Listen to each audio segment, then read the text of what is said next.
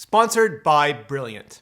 There's a story about Steve Jobs coming into the Mac product meeting, dropping an iPad on the table, and asking them, in typical Steve Jobs fashion, why the Mac just couldn't do that, couldn't be that, instant on with a battery that lasted the whole day. Thanks to the halo of the iPod and iPhone and iPad, Apple had gone from a beloved, if niche, computer company to a mainstream technology powerhouse.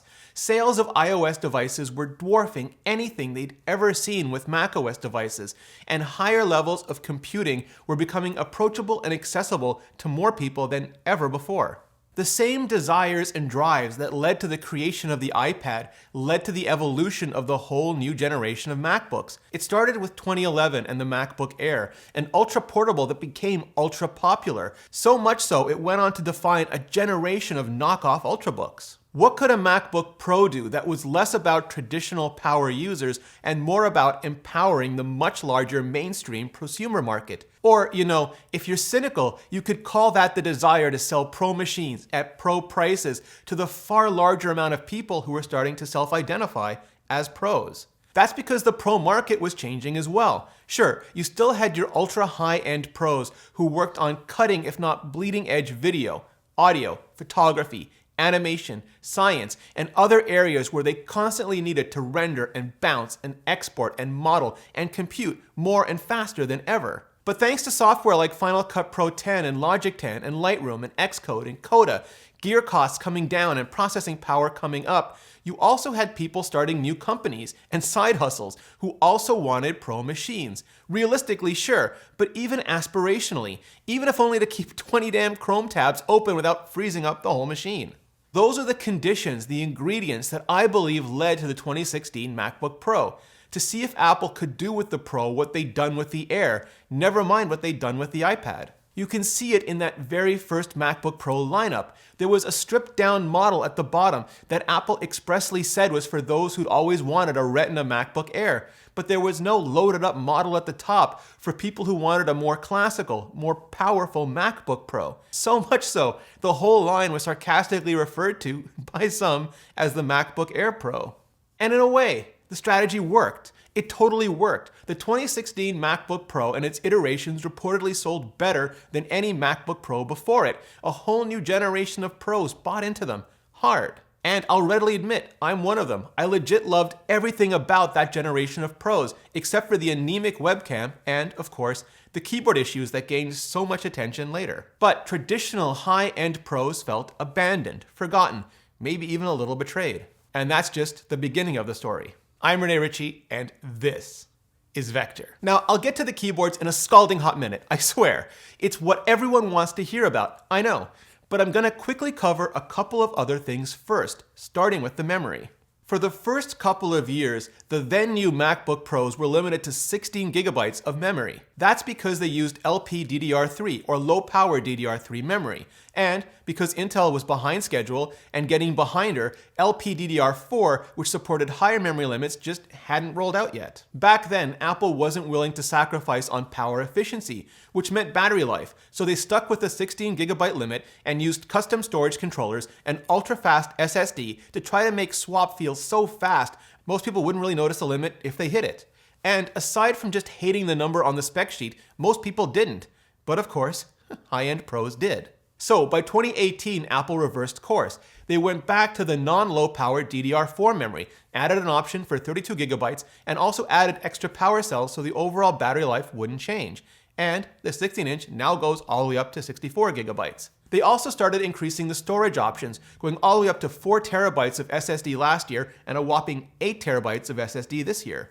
With the 2016 MacBook Pro, Apple also went all in on USB-C and Thunderbolt 3, 2 ports at the low end, 4 ports at the high end. Gone were the USB-A and HDMI ports, the SD card slot, and MagSafe, and if you wanted them back or you wanted anything else, you had to use adapters. Now, some people decried that as being hostile to pros, but paradoxically, it really wasn't. It was hostile to the very mainstream prosumers Apple was targeting. See, pros are used to adapters. FireWire 400, FireWire 800, VGA, DisplayPort, HDMI, Mini DisplayPort, Thunderbolt 2, Compact Flash, CFast, and hubs, because there are just never enough ports regardless of what type they are. It's the reality of working in production environments where equipment ranges from very old to very new, and there's just tons of it. You get used to adapters. You actually start to prefer adapters. You can throw away your old adapters as you get new gear and new cables and take advantage of the new ports and their throughput, but you can't ever dig out an old port and shove in a newer, better one.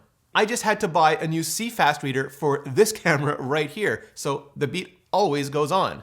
But the mainstream users, the people who just have tons of USB-A peripherals, including the Lightning to USB-A cables, Apple kept shipping with iPhones until just this very year because they are so mainstream.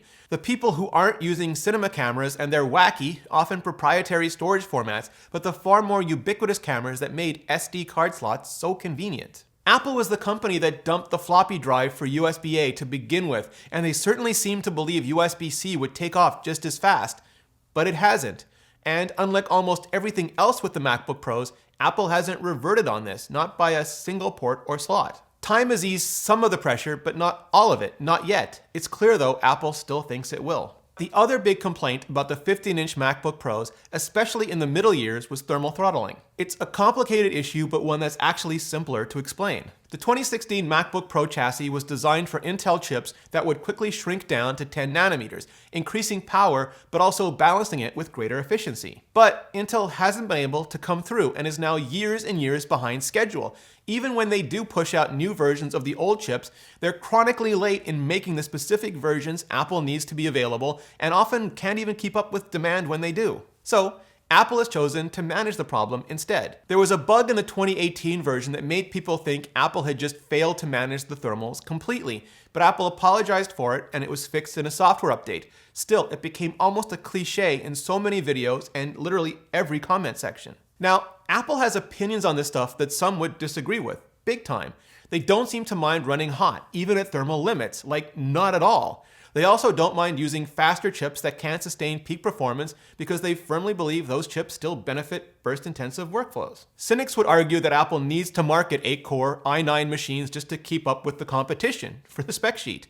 Pragmatists that Apple is making the best out of a bad silicon situation, like architecting everything from metal to the accelerators on the T2 chips to the GPUs to work not just with the processors, but around them. Which is why people who just download and run benchmarks can't really see or understand what's hitting CPU, GPU, or accelerator blocks anymore or how. But for people who run and show real-world workflow tests, overall the results have shown consistent year-over-year improvements. Just not as big as anyone, including Apple, would have liked, which is why the new 16-inch MacBook Pro has a new thermal system to better address sustained workloads.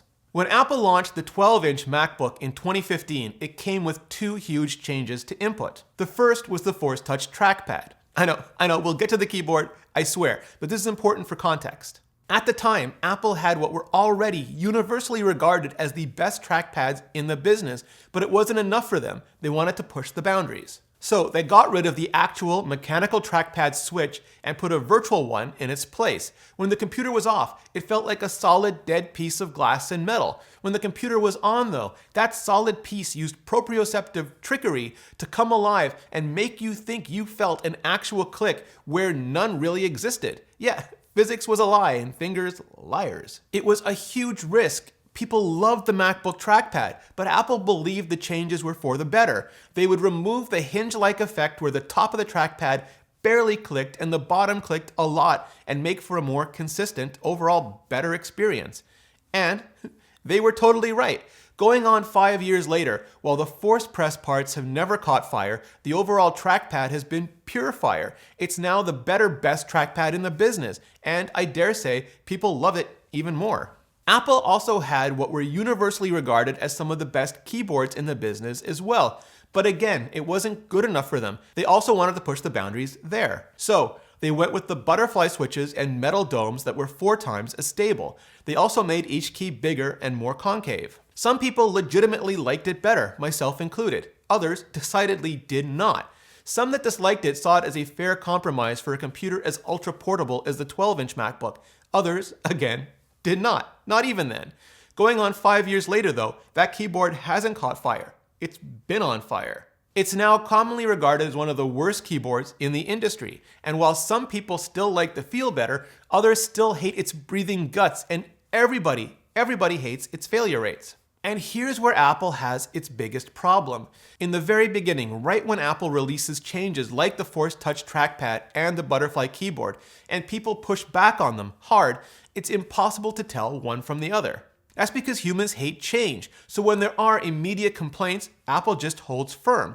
They truly believe they made the right choices for the right reasons, and that as change of version fades, people will see what they saw, and they'll come to believe the choices were right, the reasons valid, and the benefits undeniable. And it happens almost all the time. So, before any widespread reports on failures as well, confident in the keyboard and their choices, and that anyone still change adverse would still come around, Apple went ahead and pushed the butterfly keyboard out to the MacBook Pro. But with some critical differences. First, even though the MacBook Pro was designed to be more portable to appeal to more portable pros, unlike the 12-inch MacBook, it wasn't designed to be ultra portable. So, the segment of people who didn't like the butterfly switch as much as a scissor switch, but were willing to accept it on the MacBook, just weren't so willing to accept it at all on the MacBook Pro. Also, the 12-inch MacBook still had a row of function keys, even if they were butterfly function keys. The MacBook Pro replaced that entire row with a touch bar, one that took away the escape key, one of the most important keys to developers who had become the single biggest segment of the Pro market. Again, while some people, including me, preferred the new butterfly keyboards, others really hated them, and nobody hated the old scissor switch ones. Then the stories about failure rates started to hit. First, the keys would get stuck, presumably from dust and debris getting in when they weren't supposed to and then being unable to get out. Second, high usage keys would sometimes either stop connecting and not enter a character when pressed, or bounce and enter double characters when pressed, which some theories attribute to wear or weakening of the metal dome. Now, every component has a failure rate. I had a similar failure on an older scissor switch MacBook Pro, and I had to take it in for exactly the same kind of repair. That's why it's never a specific failure, but always the failure rate that's important. A certain amount of failure is normal. It sucks, but it's normal. As the rate gets higher, it becomes abnormal, a bigger and bigger problem. And as the perception of failure increases, well, that becomes another problem entirely. When faced with these kinds of issues, there are a couple of different courses of action a company like Apple can take. The first is to reverse course and go back or go different. Apple has done this in the past with things like the wide iPod Nano and the buttonless iPod Shuffle. The second is to hold course and try to make the new design work, to iterate, especially if you as a company still believe it to be better. Apple has done this before as well, like with the iPhone 4 antenna, which gave us the much better iPhone 4S antenna. With the butterfly keyboards, Apple seems to have done both, likely because they still believe in the design and want to keep it around, especially for future ultra-portable MacBooks, but also to replace it with the new Magic Keyboard on the new 16-inch MacBook Pro. And in fact, the butterfly fixes we've seen have included a membrane to keep out dust and debris, and a new material for the dome to preserve key connections. The last set of fixes debuted earlier this year, the new keyboard just last week. Designing, prototyping, testing, iterating, and releasing into production a new keyboard isn't something that happens in weeks and months. It happens in a year or two of months. And like I said in my hands-on, and will say again in my review, the new Magic Keyboard so far feels so great. The stability of butterfly with the better travel and, hopefully, resiliency of scissor switches and rubber domes. It's so good, I think it would be a huge mistake for Apple to keep the butterfly keyboard around any longer, even on new ultra-portable machines, and for the very reasons I mentioned just a few minutes ago. Sometimes, like with the Force Touch trackpad, big gambles pay off. Others, like with the butterfly switch keyboards, they do not. Bury them, salt the earth, move on. New scissor switch Magic Keyboards for everyone. Over the last couple of years, I think we've seen Apple do a real turnaround on the Pro market. As much as 2016 and 2017 felt like Pro machines were going way too mainstream at best and being left to lie fallow at worst, 2018 and 2019 have been almost a renaissance. Best of all, in my opinion, Apple has hired on full-on Pro workflows team to hammer on new Macs, to complain and contribute before they ever hit customers. They've kept the more prosumer-friendly models on the low end, which is fine, totally fine. It fits with Apple's philosophy of always making technology approachable to more and more people.